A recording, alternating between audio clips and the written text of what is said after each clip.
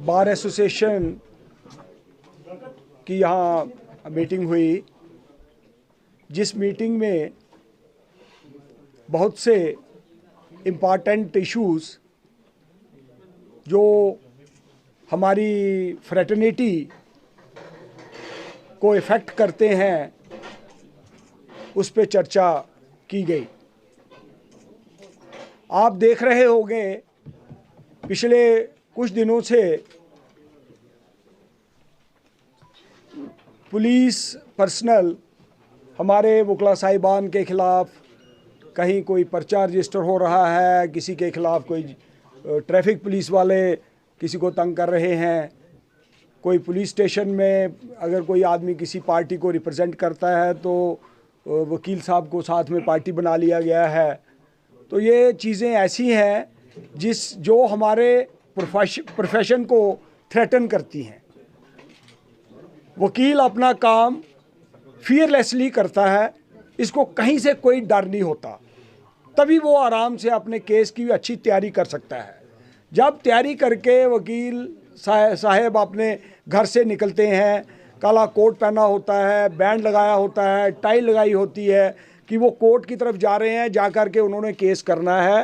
रास्ते में अगर उनको कोई भी इंटरप्ट करे, मैं ये कहता हूँ कि जो ड्यूटी वकला साहिबान कर रहे होते हैं, they are officers of the court, और ऑफिसर ऑफ द कोर्ट को आप किसी भी फॉर्म में इंटरप्ट करते हो जब वो अपनी ड्यूटी परफॉर्म करने जा रहा है, तो मेरी नज़र में ये कंटेम्प्ट है कोर्ट की। और ये वाले इश्यूज़ यहाँ पे हमारे वकला साहिबान के साथ नाजायज़ होगा। जब वो काम करने कोर्ट में आ रहे हैं तो हम उनके ख़िलाफ़ कंटेम्प्ट प्रोसीडिंग्स इनिशिएट करेंगे और कोर्ट के नोटिस में ये सारे इश्यूज़ जो हैं उनको लाएंगे। दूसरी बात, जो बहुत सारे इश्यूज़ हमारे नोटिस में आ रहे हैं कि एक वकील साहब एक पार्टी को रिप्रेजेंट करते हैं, मुकदमा अदालत में चल रहा है तो पार्टी के वो वकील हैं, दूसरी पार्टी उन वकील साहब की मेहनत और उनकी एफर्ट्स को रोकने के लिए उनको किसी ना किसी क्रिमिनल केस में इन्वॉल्व करने के लिए कंप्लेंट कर देती है। ये इश्यूज़ जब हमारे नोटिस में आए तो हम ये समझते हैं कि इस टाइप की इश्यूज़ को पुलिस ने इमीडिएटली बंद कर देना चाहिए और ऐसी कोई कंप्लेंट किसी वकील साहब के खिलाफ एंटरटेन नहीं करनी चाहिए। जो केसेस हमारे नोटिस में आए हैं, हमने additional director general police mister Mukesh Singh ji के साथ ये बात की और उनको रिक्वेस्ट की कि ये सारे केसेस जो हैं इनकी आप इन्वेस्टिगेशन करवाइए, तफ्तीश करवाइए प्रॉपरली कि ऐसे केसेस वकला साहिबान के ख़िलाफ़ क्यों रजिस्टर किए जा रहे हैं। तो उन्होंने भी एक सुझाव दिया, उनका सुझाव हमें अच्छा लगा। उन्होंने कहा कि हम बार के कुछ मेंबर्स को बुलाएंगे जिसमें जो पुलिस वाले जो इनके ऑफिसर्स हैं उनकी ये काउंसलिंग करेंगे।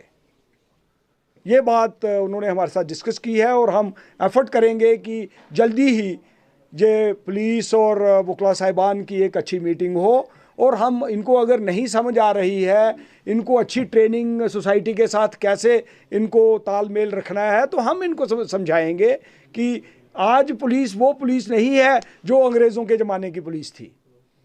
आज की डेट में हमारे देश को आज़ाद हुए 70 ईयर्स से ऊपर हो गए हैं।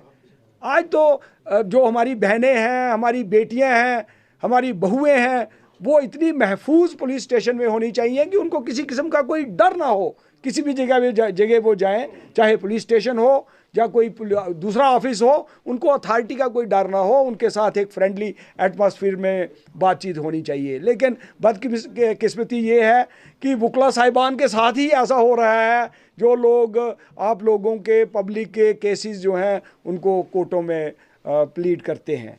तो ये इंटरेक्शन हम एफर्ट करेंगे कि इनके साथ हमारा एक अच्छा इंटरेक्शन हो। अगर उसके बावजूद भी ये लोग नहीं सुधरेंगे तो फिर हमें कोई एजिटेशनल पाथ जो है वो अडॉप्ट करना पड़ेगा हमेशा, क्योंकि हम समाज में हमें समझा जाता है पढ़े लिखे लोगों की एक जमात है, तो हम एडमिनिस्ट्रेशन को एक मौका दे रहे हैं कि आप अपने पुलिस ऑफिसर्स को, पुलिस ऑफिशियल्स को इनकी काउंसलिंग करिए, इनको समझाइए, इनको बताइए कि हर इंसान के अपने राइट्स हैं।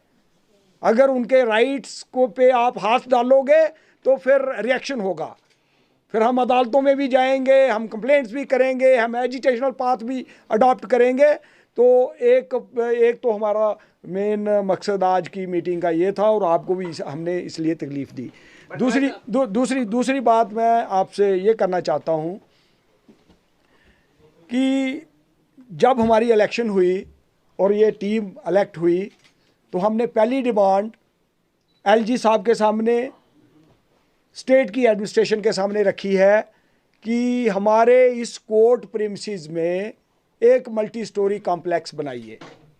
उसकी ज़रूरत ये है कि हमारा रजिस्ट्रेशन वर्क इस कोर्ट प्रीमिसेस में ही होना चाहिए। जितने सब रजिस्ट्रार्स हैं वो रेवेन्यू के हैं, वो सारे के सारे कोर्ट प्रीमिसेस में बैठे। यहाँ पे हम फिर हमारे सामने बंगलिंग नहीं हो सकती, हमारे सामने किसी किस्म की करप्ट प्रैक्टिस जो है उसमें ये लोग इन्वॉल्व नहीं हो सकते। रजिस्ट्रेशन वर्क यहाँ हो, सेंट्रल एडमिनिस्ट्रेटिव ट्रिब्यूनल के जो हमारे मेंबर्स हैं वो भी कोर्ट प्रीमिसेस में बैठें। डेट रिकवरी ट्रिब्यूनल रिसेंटली बना है, डेट रिकवरी ट्रिब्यूनल के जो मेंबर्स अगर अपॉइंट होके हमारे ये स्टेट का जो यूटी का बेंच होगा, बेंच में आए तो वो भी यहाँ पर बैठें।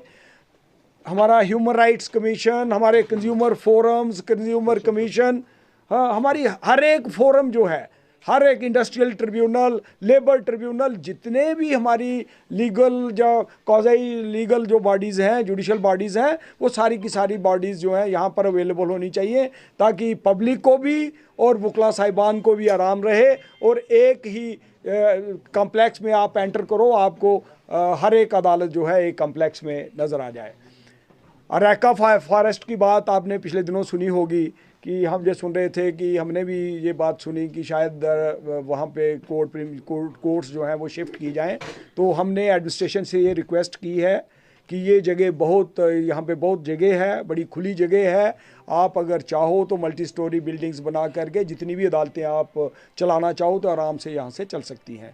तो जो रैका फॉरेस्ट है उसको किसी किस्म का भी नुकसान नहीं पहुँचना चाहिए, रादर वो वाला फॉरेस्ट जो है उसमें अच्छी प्लांटेशन हो और बढ़िया फॉरेस्ट जो है वो ग्रो होना चाहिए।